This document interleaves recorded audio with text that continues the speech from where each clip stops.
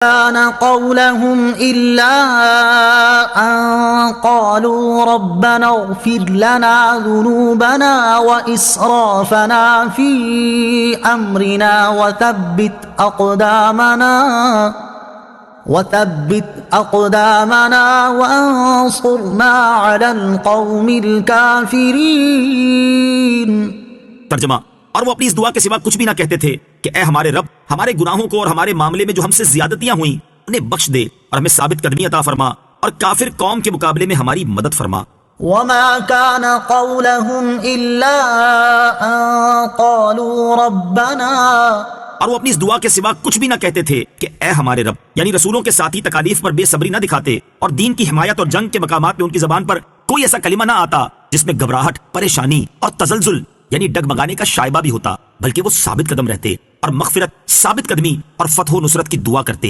انبیاء کرام علیہ الصلوۃ والسلام کے صحابہ کی جو دعا بیان کی گئی ہے اس میں انہوں نے اپنے آپ کو گناہ گار کہا ہے. یہ عاجزی، انکساری اور بارگاہ الہی عز و جل کے آداب میں سے ہے.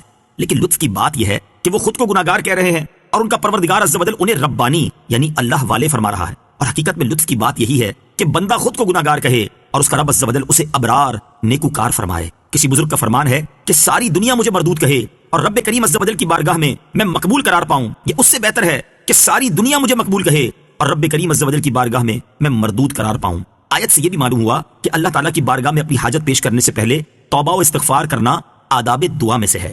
فآتاهم الله ثواب الدنيا وحسن ثواب الآخرة والله يحب المحسنين. ترجمہ: تو اللہ نے انہیں دنیا کا انعام بھی عطا فرمایا اور آخرت کا اچھا ثواب بھی، اور اللہ نیکی کرنے والوں سے محبت فرماتا ہے. فآتاهم الله ثواب الدنيا، تو اللہ نے انہیں دنیا کا انعام بھی عطا فرمایا.